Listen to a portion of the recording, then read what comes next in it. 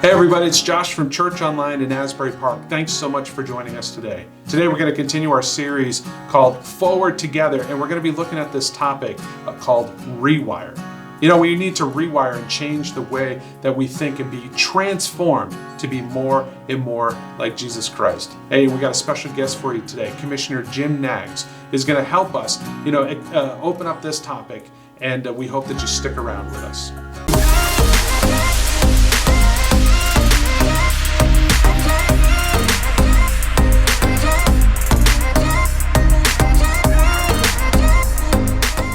Have you ever changed your mind about something or someone? Now, when I was young, I grew up spending vacations going to the beach, and I hated it. I really didn't like the beach. My brother and I, we didn't like going to the beach when we were young, but now I kind of live on the shore, and the beach is kind of cool. Now, I'm not going to go all day long like we used to, but I kind of enjoy going to the beach, especially with my wife and my kids, and at night we bring the dog. How about the vaccine? I got to be honest with you. I was really nervous about taking the vaccine.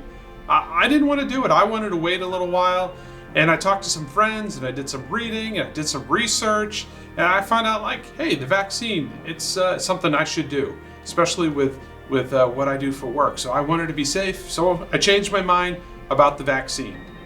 How about a habit? Have you ever changed your behavior intentionally?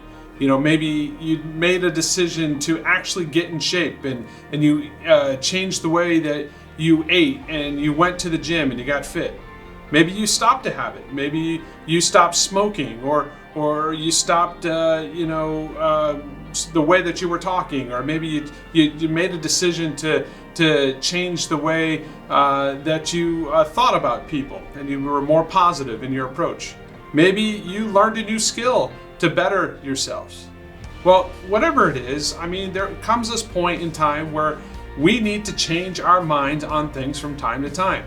If I believe the things today that I believed when I was in kindergarten and I never progressed in my mind, then I really wouldn't be that far along.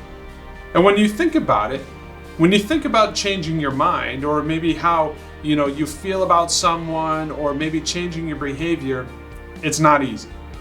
Sometimes it takes time, maybe lots of time, lots of effort. It may even take pain to get you to the place where you can rewire your thinking on a subject or a person. Listen to what the Bible has to tell us in Romans big 12, little 1 through 2. Therefore, I urge you, brothers and sisters, in view of God's mercy, to offer your bodies as a living sacrifice, holy and pleasing to God. This is your true and proper worship. Do not conform to the pattern of this world, but be transformed by the renewing of your mind. Then you will be able to test and approve what God's will is, His good, pleasing, and perfect will. The Bible tells us not to align ourselves with what's popular in the world. It tells us not to conform to the world's standard. Honestly, when I was in college, this was really difficult. To be fair, I felt like to be accepted or liked, I had to conform to certain choices that my friends were making. I made a decision and I changed my behavior for acceptance, not in a great way. But the Bible tells us something different. The Bible tells us that change is good, but that change should not be to conform to the world, but a transformation of our lives, and a transformation of our lives in a certain direction. This transformation in our lives has to be towards Christ. It tells us that there is this battle in our minds. Instead of being conformed to the pattern of the world, we need to transform. We need to rewire the way that we are thinking, and it needs to point to Jesus Christ. Just like I had to choose to stop hating the beach, or I chose to change my mind on the vaccine, I need to transform and renew my thinking towards becoming more and more like Jesus Christ. To rewire my thought pattern, rewire my decision making. It's basically what we call holy living. It is choosing to live my life, transforming my life to be more and more like Jesus Christ. Listen to what my friend Commissioner Nags has to say on this subject of rewire.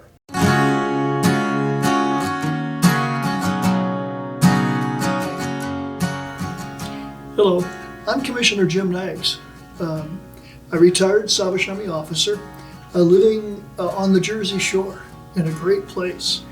And it's a joy to be with you today to talk about a few things that are important in my heart and I believe important in God's heart.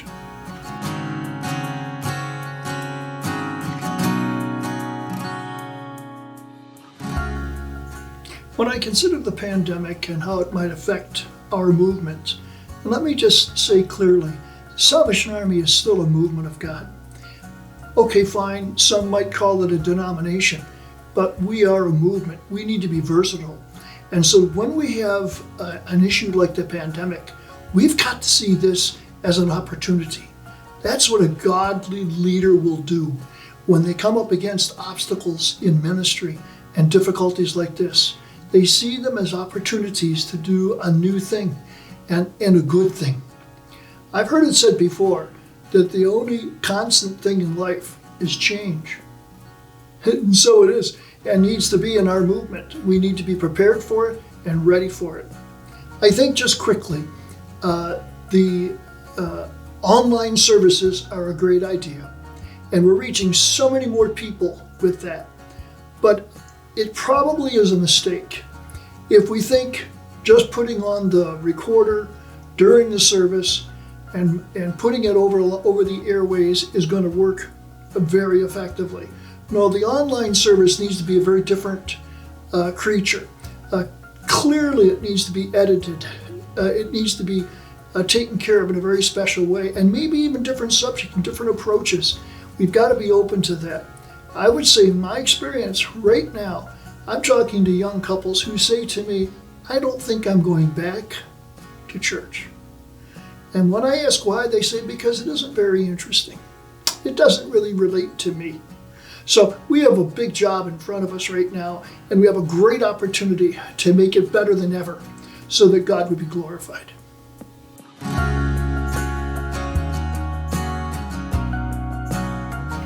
I'm really happy to address the question of what revival looks like in the Salvation Army, because I haven't seen a lot of it, but I have seen it. And then I would say to you that there would be corporate revival and personal revival. What I have seen all throughout the ministry of the Salvation Army has been personal revival, transformed lives, people getting up from the mercy seat, meeting in an open air or in a home visit, whose lives are totally changed because of what Christ is doing in their hearts. They are revived. As it relates to corporate revival, I pray for it every day. I think what I've learned is pretty much we won't be forcing this on God. It isn't so much that we have to fill so many categories or tick off so many boxes. It's a matter of when He wants it and when He's prepared to pour His Spirit upon us. We need to be prepared. We need to be ready. We need to be looking forward to it as we are. And I would suggest that you might pray for revival every day of your life. And that will encourage God to make His move among us in a blood and fire way.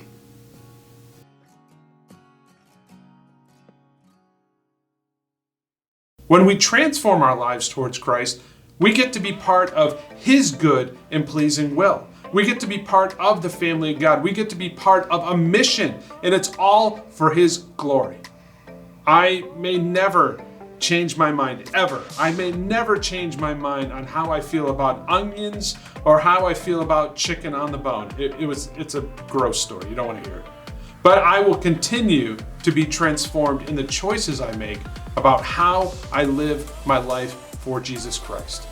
You know, when we were at camp, and we would have about 110 camp staff for about 10 or 11 weeks. I would say to them in that very first week, I said, look at where you're at today. And when we get to the last day at camp, who are you going to be? Are you going to allow this experience to change you for the better or to change it, for the bad?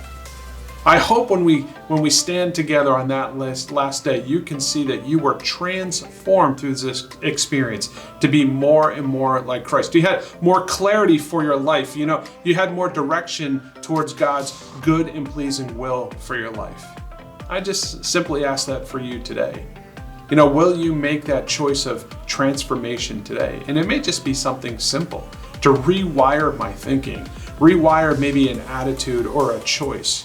Rewire maybe the way that I look at my spouse, or rewire the way I kind of perceive an employee. Maybe ask questions instead of, making a decision and I'm set in that forever.